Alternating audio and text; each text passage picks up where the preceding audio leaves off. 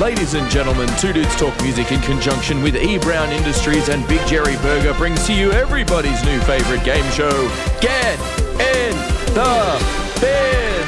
Now, let's go to our host, Reverend Raph and the beer buddy,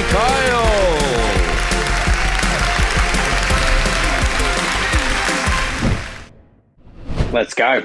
Welcome back to the Two Dudes Talk Music YouTube channel. I am the Reverend Raph, joined once again by my good friend Kyle, aka the beer buddy. Here you go. And we have been chatting all week with Thraxas. We got Alex, Bull, Dan, and Isaac here, and it is time for everyone's favourite Sunday night game show. That's right, settle in, gather around the TV with the kids and your TV dinners and all that fucking shit. It is time for the not the quick question quarter. That's the last one we did. Fucked it up. I fucked it up. Fuck it. We'll leave it in. This is how professional we are. It is time for Get in the Bin.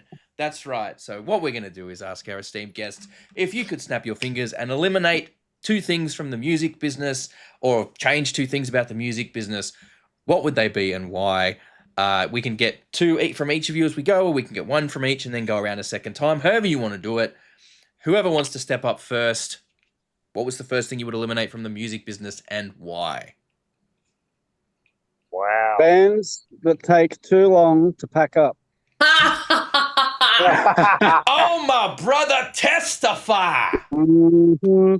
Those bands that you don't pack your shit up on stage, you get your shit off stage and pack it up off stage. How many times, Kyle? How many times have I said this on the podcast?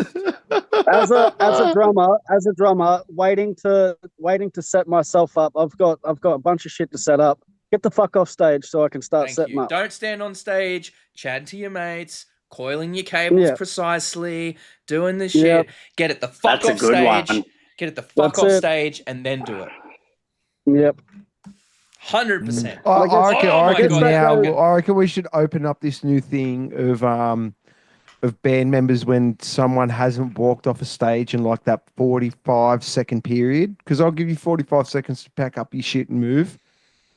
Yeah, you should be able to stand up like right behind them real awkwardly and just breathe on them. Like this. Yes. Right at the back of their fucking neck. Yeah. 45-second rule. 100%. Yeah. So I don't know if this has been classed as a second one, but the same people, they're generally the same bands that take ages to get off stage that don't organise their stuff so they can get on stage quick. Yes. They're setting up they're getting their trigger system out of their backpack and untangling, like, do that shit before you get on. Oh, mate. But I think you should see me prepping, dude. I'm fucking horrible for it. Yeah. I'm horrible for it. The band before me starts playing, I'm already there. My fucking pedal board, my cables on top, ready to fucking jump them on the stage. My shit's there, ready to go. I'm like fucking, and no, I get you. Yep. I feel you 1,000% on that one, bro. Yep. Yeah, I think one of mine was what Isaac said. It's the pet peeve of I can't stand when bands go overtime. That's like one of my biggest pet peeves, because when Bull and I are on stage, we're always looking at each other. He's got his like fucking Apple Watch and he's just like, "Oi, we got like 6 minutes left." Yeah, see, and we're always keeping track of that, because I think, like I've run festivals and gigs before, and from a promoter's point of view, it's fucking shit when bands go overtime. Then they obviously run into the next band's, pack up, set up time. And then it runs the whole gig off. And we've literally had times, the venue sometimes has a curfew at midnight. They just fucking turn the power off or the fucking lights off and you're done. Yep. So it's like, I feel like, especially if you're an earlier band, wear a fucking Apple Watch on stage then. Have some fucking respect. Yeah, that's what it is. It's literally it. It's basic respect. You're there with colleagues. You are working. Don't fucking waste everyone else's time. You might for 5 extra minutes of glory for yourself. 100%. And we've done shit like where we're renowned for doing this, but we will literally cut a song to pull a gig back in time. Yeah. 100%. Because it's not fair. It's not fair. Take the bullet, because the bands that are doing it, they just don't give a shit. Yeah. No, we've done it before. Like when I used to play, it used to be, you could tell the band's starting to run 5-10 minutes over. You just like, do you want us to take 1 or 2 songs out? And you just watch your promoter's eyes light up and just go, you do that? Mm-hmm. Yeah. And it's just like, at the end of the day, you probably have that thing. You got a curfew and we're here to help. And if you can't get your set timed properly, even if you get an opportunity for an international support and you're not fucking off stage the second you need to be off stage, you ain't getting another one. Yeah, it's just professionalism. Even it's respect and professionalism. Bingo. Oh man, I love you guys. This is fucking great. My second one is buy-ons. This shit pisses me off in the industry. So I see it a lot where bands will just fucking throw money around, and we've had opportunities before that we've literally lost because some other bands come in, paid 10 grand or whatever, and got the tour. And I hate shit like that because it's no longer about the music. It's about how much money can I spray to get on shit. Yeah. It should be, I think, who is best suited to that lineup, professionalism, like we were just talking about, who actually rocks up on time, does their sound checks, gets off stage and shit, who's actually liked as well, like do people actually like that music. I think it has nothing to do with money, and I've seen that sometimes where they pay to get on, it's like, what the fuck is this band doing on the lineup? Yep. Yep. 100%. 10 out of 10, you can tell them apart straight away. Yes. Yeah. Oh yeah. Absolutely. Absolutely. Yeah. All right. Who's going next? You going next, Dan? I mean, I might as well. I mean, my thing is not having the bar on stage. Like, what fucking venue? Right, doesn't provide alcohol on stage? At least a decent rider.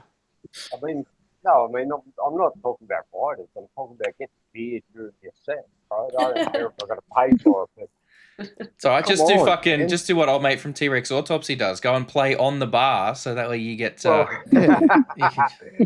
At Elton Chongs. Yeah. Elton Chongs, mate. Yeah. Like certain venues don't appreciate that, right? So No, they frown upon it. I mean, what's to say that you're not thirsty up there, right? So you're up there for 1 hour, right? So where is somebody saying, are you good for a drink? Do you want water? Do you want a beer? Do you want a fucking cocktail? Do you want a Bacardi espresso or whatever? That's where I'm at. I like that. I like that. So just don't do what I did and chug a fucking 2 Jaeger Red Bulls immediately when you're about to have to open the song with some slap bass, and then give yourself a coughing fit because it was so cold, and almost fucking puke while you're trying to play the intro of the song because you're in this fucking coughing fit that you can't stop. Would have been cooler if you puked. Probably. It would have been way more metal if I puked, that's for sure. Better off puke. Just puke. But, no, What's your next one? Next one. Look, I think I've got to agree with the guys, right? So we are very, I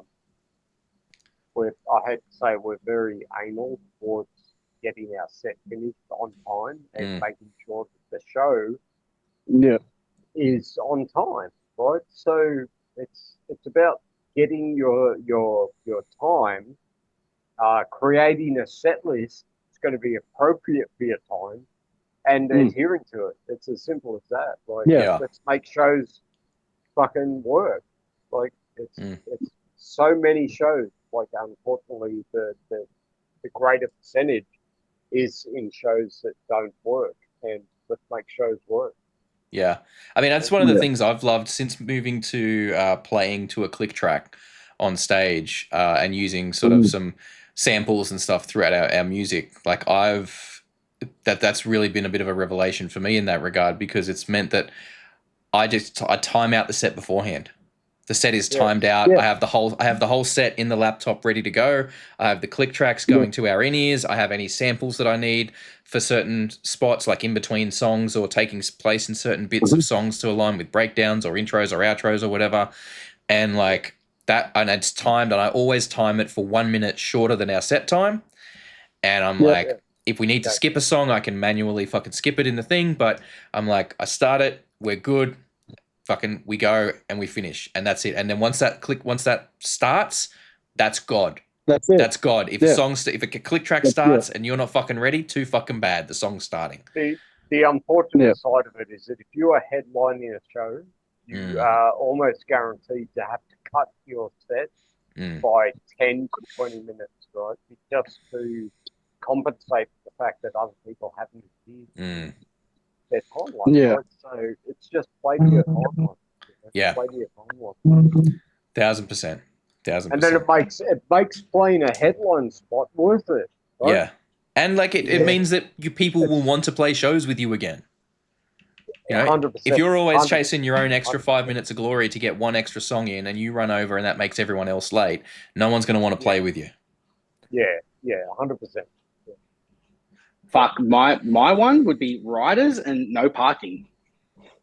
Definitely riders. Like, what the fuck, man? You roll up to shows and they're like, oh, we got a case for like 7 bands. And you're like, it's fucking 2 drinks per fucking band.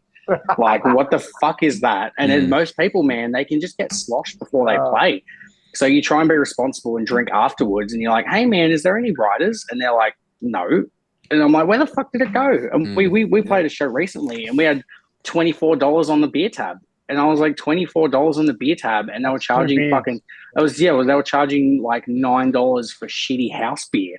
Right? And I'm like, what the fuck is that? And I was like, is there a discount on food or anything? Just, like, no. just give me the $24 at that point.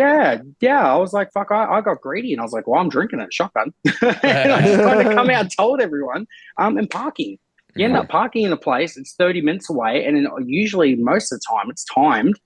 Right? And then you're in the middle of a set. So you play like 30, 40 minutes to an hour and then you just swept up in the moment. You haven't paid it. And it's $200 fine. I was going to say, do you remember when Isaac got 2 fines in one night in Enmore?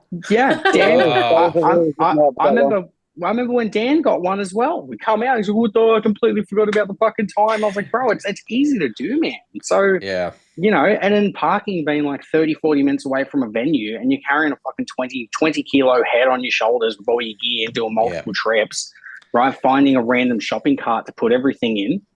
And just fucking walking down the street like a Darrow. It looks like you stole it. It's insane. Like, there needs to at least be, like you at least need to be able to use like loading zones and stuff like that. I think that's the biggest thing. Like, I mean, look, I was the kind of person I always risk it. Like if there's, you know, no parking and it's like just a loading zone out the front of the venue, I don't give a shit. I'll fucking park in the loading zone, put my hazards on, do the thing, and then go and park somewhere else, right? I'm not lugging my gear fucking 5 city blocks just to get it into the venue because the venues are in the spots where there's no fucking parking or where parking is like $5 an hour or some shit. Like, fuck that. Loading zone, hazards on. Touch wood, it's been okay so far. I haven't got fucking done for anything there. And I'll be like, well, it's a loading zone. I'm loading and unloading. That's what I'm doing. Like, sorry. That's what it's for, but didn't specify. Doesn't say like loading. It does say it. I think it specifies certain types of vehicles in the actual legislation, but fuck that. You got to buy a ute. I get a ute or a fucking van, and you're set. Like, you can fucking make the argument then. But a third one, I guess, would be Isaac's keen. Oh, now it's gone. Oh. I had a fucking of course the drummer was going to say something and then it's just gone, like thought in and fucking gone. All right, well, hey, look, it's not all scissors, man. It's not all the end. No, well, look, that was amazing. That was some really, really good ones, and like I don't think I can agree. I don't think I've agreed more with a set of fucking things from this segment ever in my whole fucking in the whole 3 years we've been doing this. I think this is like, everyone's just fucking nailed on this one. That's amazing. Yeah. All right, well, thank you so much, Thraxas. Oh, sorry, Thraxas. It's been amazing. Been absolutely amazing chat. If you don't get that joke, go back and watch the podcast. It'll make sense. Yeah, go. But thank you so much to Alex, Bull, Dan, and Isaac. It's been absolutely amazing chatting with you guys. Please keep me informed on when you guys are going to be up in Brisbane because, Bull, I want to actually have a drink with you because last time I saw you guys, you were too young to fucking drink. So I'll buy you a Canadian club and give you a sturdy high five. And we'll all fucking have a blast. But thank you so much. We're going to have links to all of Thraxas' stuff down in the description. We will have links to WHISPERFEST so you can get your tickets. Thank you so much to everyone for joining us today. Thank you to my co-host, Beer Buddy. Thank you for watching. And we will see you guys next time. Peace out. Peace. Thank you. Thank you so much for hanging out with us today. We really hope you had a good time. If you did, please consider hitting that subscribe button and the notification bell down there. It helps the channel grow. We are still a fairly young channel and we like to try and grow our audience all over the world. We do also, for those of you who are interested, have a Patreon. It's just a couple of bucks a month. At the moment, you get all the videos early and ad-free, but we are working on ways to increase the value of that and make it a bit more enticing. So don't forget to keep an eye out and check back on what's going on over there. Other than that, thank you so much for your time. Enjoy the rest of your day.